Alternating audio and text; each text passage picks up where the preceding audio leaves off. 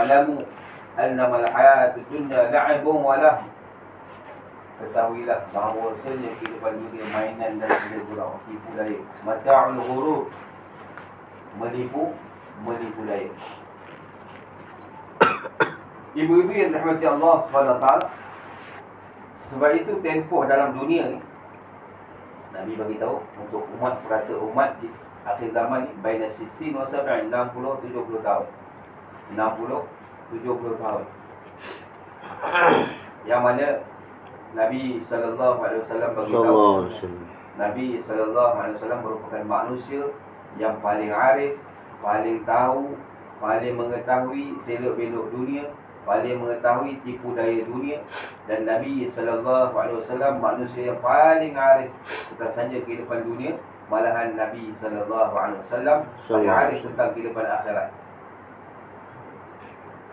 Nabi SAW bagi tahu orang yang bijak ialah orang yang tekan hawa nafsu ni. Tekan hawa nafsu untuk mentaati Allah dan buat persiapan untuk kehidupan selepas mati. Ini orang bijak. Akal kita tak boleh terima. Orang bijak tekan hawa nafsu, buat persiapan untuk mati. Akal saya berkata orang bijak, orang yang boleh bina kehidupan dunia dia. Daripada dia duduk rumah setinggan, boleh duduk kat rumah banglo. Daripada rumah banglo, dia boleh bina rumah banglo tu jadi istana. Ini orang bijak.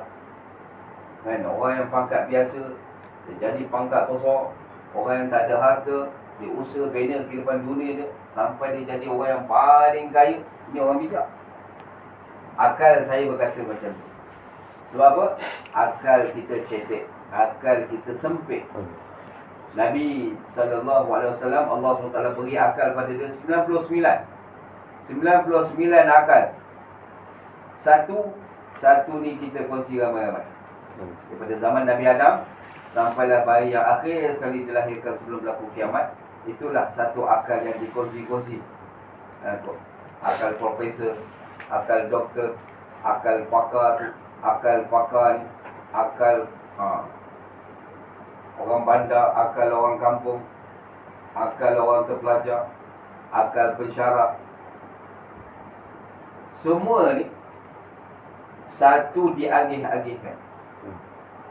Sebab itu ibu-ibu yang dirahmati Allah SWT, perkara agama ni, kalau kita nak ikut akal, pecah kepala otak kita, pecah tengkorak kepala kita, terburai otak kita, takkan capai, kita takkan dapat lah. Tak dapat penyelesaian, tak dapat jawapan. Sebab itu Allah SWT bagi tahu supaya saya dan kita semua dan seluruh umat kena usaha meyakini dengan perkara-perkara yang dijanji oleh Allah SWT. Allazina yu'minuna bil ghaib. Beriman dengan perkara-perkara yang raib, dosa raib, pahala raib, ganjaran baca Quran raib, ganjaran sembahyang sunat raib, ganjaran baca ta'lim raib. Tak nampak, tapi yakin kan ada ganjaran, ada balasan. Perkara taat ada balasan ketaatan, perkara yang ingkar ada perkara yang balasan keingkaran. Allah SWT perintah ibu Nabi Musa supaya menyusu. Wa auhayna ila ummi Musa an ardi'i. Allah SWT wahyukan, ilhamkan kepada ibu Musa supaya menyusu anaknya. An ardi'i, ini perintah. Ulama bagi tahu ini perintah. Dan perintah ni bersesuaian dengan keinginan ibu. Maknanya naluri satu orang ibu, tak suruh pun dia akan menyusu anak dia. Tak suruh pun dia akan menyusu anak dia. Tapi ini perintah. Ulama beritahu perintah ni bersesuaian dengan keinginan. Bersesuaian dengan keinginan. Wa auhayna ila ummi Musa an ardi'i. Untuk menyusu anaknya, tak suruh pun. Kan? Lepas tu pula datang pula perintah yang bertentangan dengan keinginan. Satu perintah yang bertepatan dengan keinginan, satu lagi perintah yang bertentangan dengan keinginan. Fa idza khifti alaihi fa'alqih. Kalau kamu takut, bimbang, campak anak tu. Ya Allah. Anak baru lahir suruh campak. Kita hantar anak kat nursery pun bimbang. Kan? Ni kan pengasuh ni pagi buat tidur ni kan, Allah suruh pasang TV, CCTV lah dekat nursery macam-macam. Bukan kat nursery, anak dah besar hantar kat madrasah pun risau juga. Allahu Akbar.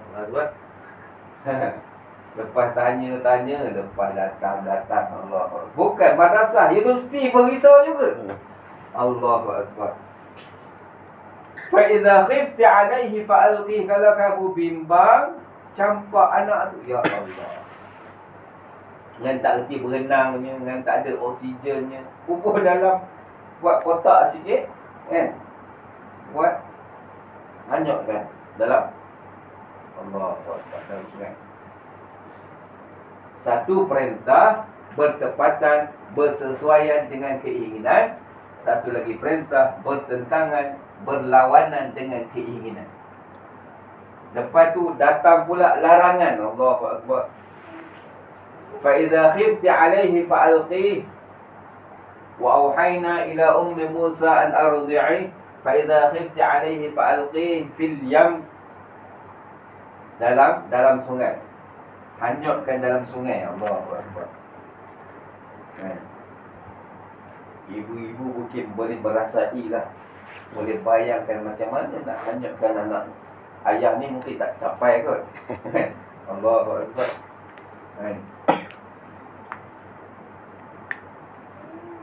Wala takhafi wala tahzani. Dua larangan. Jangan takut, jangan bimbang. La ilaha illallah. Kalau menyusu jangan takut, jangan bimbang. Okey. Ni campak anak dalam sungai, jangan takut, jangan bimbang. Macam mana nak buat benda tu? Kan? Campak anak dalam sungai, larangan Allah, wala takhafi wala tahzani. Jangan takut, jangan bimbang. Allahu Akbar. Lagi tak masuk akal. Kan? Ni tempat binasa. Ni tenggelam ni, hanyut ni, terbalik ni. Allahu Akbar. Kan? Macam-macam dalam kepala otak. Macam-macam. Hantar madrasah ni kan besok susah nak kerja apa. CJ tak ada, kelulusan tak ada, kerajaan pun tak ada. CJ madrasah ni. Kan? Allahu Akbar. Dulu masa-masa belajar dulu. Kan? Dia orang tanya ni, datang jauh-jauh ni nak buat apa di sini ni? Hafal Quran. Dah hafal Quran, besok-besok nak kerja apa? Nah, nak jadi apa? Allahu Akbar. Hari ni Allah buat keadaan. Allah buat keadaan. Ngaji hak yang cerah masa depan hak kita sangka dulu. Masuk belajar mula berhutang, habis belajar mula bayar hutang. Dah ada kerja, dah ada jawatan, hilang pekerjaan. Allah boleh buat juga. Kan gaji 5,000, gaji 10,000, hilang jawatan. Terpaksa tutup company, terpaksa tutup syarikat.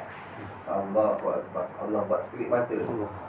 Keluar daripada mulut orang Islam seolah-olah mempertikaikan Allah dan bagi rezeki. Mu belajar menghafal Quran ni nak jadi apa? Nak kerja apa? Allahu Akbar. Wala takhafi wala tahzani. Datang larangan Allah, dua larangan Allah, dua perintah. Satu perintah yang bersesuaian dengan keinginan, satu perintah yang bertentangan dengan keinginan. Dan datang pula larangan, jangan takut, jangan bimbang. Hanyutkan anak dalam sungai, jangan takut, jangan bimbang. Allahu Akbar. Lepas tu datang pula dua janji Allah. Dua janji Allah. Wala takhafi wala tahzani. Inna radduhu ilaiki wa ja'iluhu minal mursalin. Allah janji supaya nak kembalikan anak ni ke pangkuan kamu. Inna radduhu ilaiki. Kami akan kembalikan anak ni ke pangkuan kamu. Wa ja'iluhu minal mursalin. Dan akan jadikan dia ni di kalangan utusan-utusan kami. Allahu Akbar. Dua perintah, dua larangan, dua janji. Tapi Allah SWT Maha Kaya Allah, Rahim Karim Allah, Allah bagi bonus. Allah Allah bagi bonus kepada Ibu Musa alaihissalam. Yang mana Ibu Musa ni dia berperang dengan perasaan dia. Allahu Akbar. Selama tempoh anak tu dihanyutkan, kan, selama tempoh anak tu dihanyutkan, Allahu Akbar. Perasaan satu orang ibu. Perasaan satu orang ibu. Bayangkan. Lepas tu dapat tahu pula hanyut masuk dalam istana pula. Masuk dalam istana orang yang nak bunuh bayi tu. Allahu Akbar. Kan? Masuk dalam istana orang yang nak bunuh bayi tu. Macam mana keadaan ibu tu? Allahu Akbar. Seolah-olah hati dia ni nak pecah, nak hati Ibu Musa ni. Kan? Punyalah tahan perasaan tu, seolah dia nak menjerit, itu anak aku. Itu anak aku. Kan? Bila dah masuk dalam istana, Allah SWT buat keadaan. Allah SWT zahirkan keadaan. Kan? Nak bagi tahu pada Firaun, kau berkuasa ke aku yang berkuasa? Kau hebat ke aku hebat?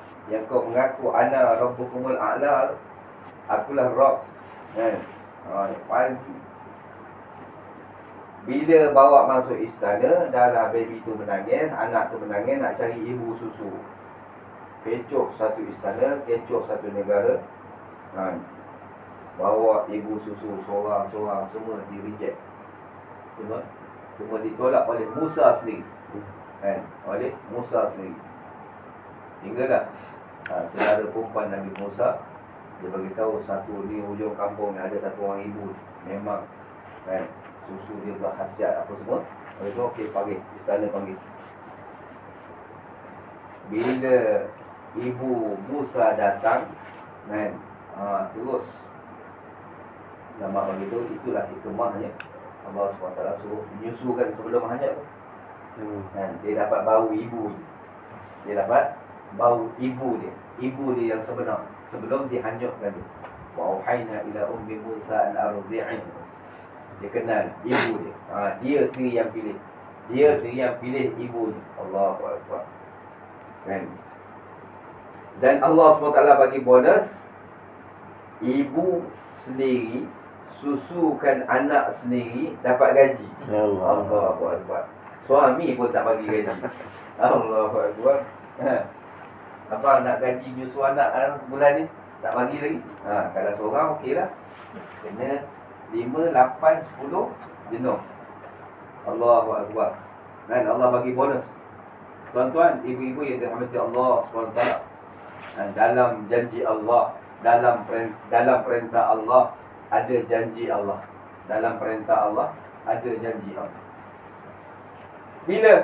Bila perkara ni kita dapat, bila perkara ni kita jumpa, bila dalam hati saya ada meyakini dengan alladzina yu'minuna bil ghaib.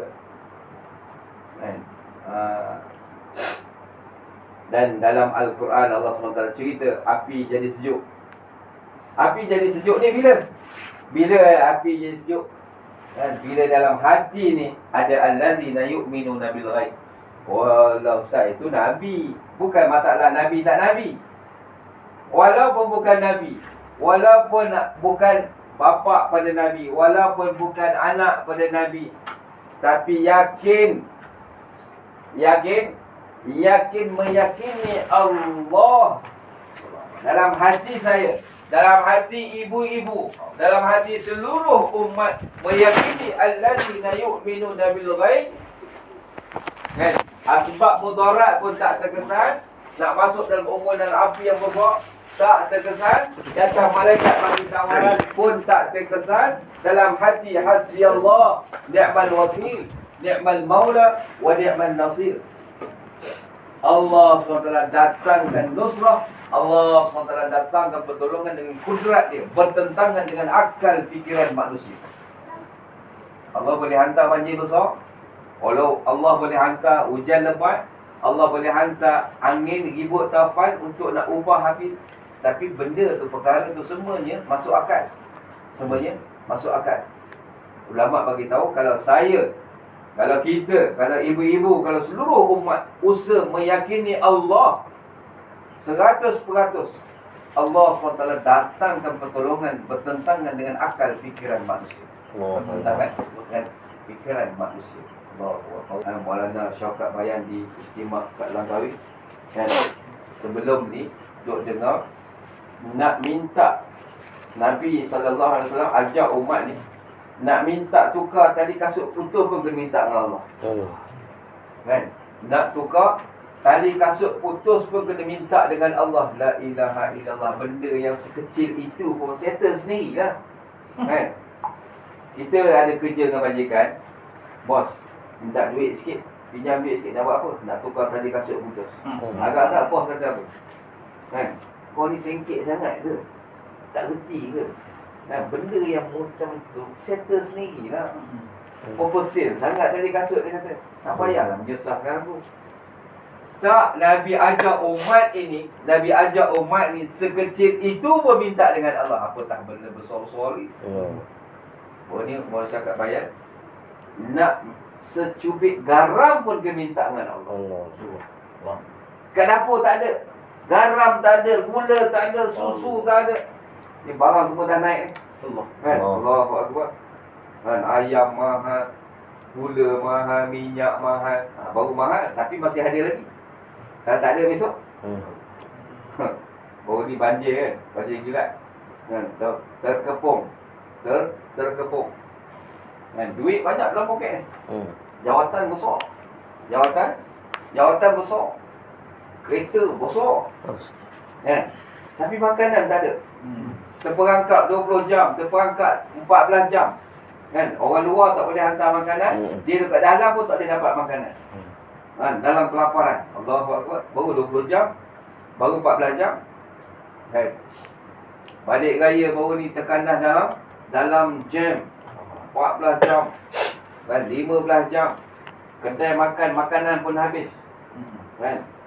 Anak lapar, ayah nak makan. Allahu Akbar. Itu baru satu malam, satu hari. Bayangkan kalau seminggu tak ada makanan. Bayangkan kalau 2 minggu tak ada makanan. Bayangkan kalau sebulan tak ada makanan. Allahu Akbar. Ni nak ambil vaksin jenis macam mana? Nak tahan kelaparan. Ini semua Allah SWT cerita dalam Al-Quran. Walanabluwannakum bisyai'in minal khauf wal ju'. Pasti kami akan uji kamu dengan ketakutan dan kelaparan. Kan? Hari ini Allah datangkan him dah. Kan? Barang mula mahal. Kan? Kedai makan tak boleh makan. Kedai makan tak boleh makan. La ilaha illallah. Buatlah dalam hospital tak boleh makan. Dalam klinik tak boleh makan. Dalam LRT tak boleh makan. Okeylah. Ni kedai makan tak boleh makan. Tempat hidang makanan, tempat masak makanan, tempat hidang minuman, tempat buat bancuh minuman, tempat yang ada peralatan nak makan minum semua ada, tapi tak boleh makan. Ini semua Allah SWT datangkan gambaran-gambaran, peringatan-peringatan. Kan? Bazar Ramadan tak ada, majlis buka puasa tak ada, more tak ada, kenduri kenara tak ada. Semua Allah dah bagi dah isyarat. Kan? Tak faham-faham juga, tak reti-reti juga, tak keluar-keluar lagi. Allah. Kan? Fatarabbasu hatta ya'tiyallahu bi'amrih. Allahu Akbar. Ibu-ibu yang dirahmati Allah SWT, Allah SWT kasih hamba ni melebihi kasih seorang ibu pada anak. Allah SWT mengasihi seorang hamba ni melebihi kasih ibu kepada anak. Allah SWT. Kita tak boleh nak bayangkan macam mana kasih sayang Allah pada hamba, satu orang hamba. Sebab itu Allah SWT nak manusia ni ambil agama, amalkan dengan agama, amalkan dengan perintah Allah. Allah tak ada apa-apa hubungan. Allah tak ada apa-apa hubungan dengan kita. Allah tak ada hubungan kerabat. Allah tak ada hubungan VIP. Allah SWT tak ada hubungan kroni. Langsung tak ada. Hatta anak Nabi sekalipun. Innahu laysa min ahlik. Allah beritahu. Nabi Nuh nampak anaknya tenggelam depan mata dalam banjir besar. Nabi Nuh berdoa, ya Allah, sekiranya dia tak selamat dalam banjir kat dunia ni, ya Allah, mudah-mudahan dia selamat dekat api, musibah api neraka kat akhirat besok. Allah bagi tahu, innahu laisa min ahli, innahu amalun ghairu salih. Wahai Nuh, dia bukan ahli keluarga kamu. Allahu Akbar. Darah daging sendiri. Kan? Nak bagi tahunya Allah SWT tidak ada apa-apa hubungan walaupun anak Nabi. walaupun bapa saudara Nabi. Bapa saudara Nabi sallallahu alaihi wasallam, Allah SWT bagi tahu yang mana Nabi sendiri berkeinginan supaya bapa saudaranya ucap kalimah, kan, supaya selamat daripada azab akhirat. Tapi Allah SWT bagi tahu, innaka la tahdi man ahbabta walakinna Allah yahdi man yasha. Wahai Muhammad, kau tak boleh bagi hidayah pada siapa yang kamu suka, tapi Allah lah yang bagi hidayah pada siapa yang Allah Subhanahu wa taala. Allah tidak ada apa-apa hubungan dengan mana-mana hamba, mana-mana makhluk ciptaan Allah SWT. Sebab itu saya, ibu-ibu dan seluruh manusia, khususnya orang Islam, kena buat hubungan dengan Allah melalui mentaati seluruh perintah Allah. Bila kita mendirikan solat 5 waktu di awal waktu, kita buat hubungan dengan Allah.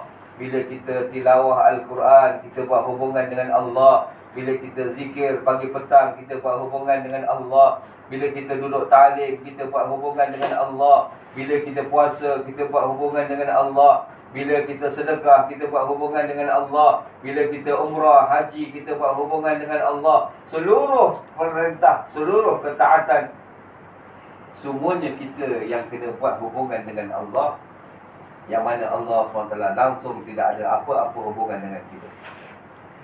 Sebab itu, ibu-ibu yang dirahmati Allah SWT, perlunya saya dan kita semua buat pengorbanan untuk Allah dan Rasul. Untuk Allah dan Rasul. Korbankan harta, masa, diri, perasaan kita. Tekan perasaan kita, sama ada benda yang sesuai dengan perintah keinginan kita, ataupun perkara yang bertentangan dengan keinginan kita, ataupun perkara tu, perintah tu berlawanan dengan keinginan kita, tapi itu perintah Allah, tapi itu agama Allah. Yakinlah, taatlah. Pasti ada janji Allah. Pasti ada janji Allah. Innallaha la yukhliful mi'ad. Allah SWT sekali-kali tidak akan menyalahi janji. Tidak akan menyalahi janji. Ibu-ibu yang dirahmati Allah SWT, dalam kehidupan dunia kita yang sementara ni, kan, dalam kesibukan kita, dalam macam-macam lah keadaan kita, cuba kita usahakan, cuba kita ejak yang mana Allah SWT bagi masa, kan. Setiap kita ni 24 jam.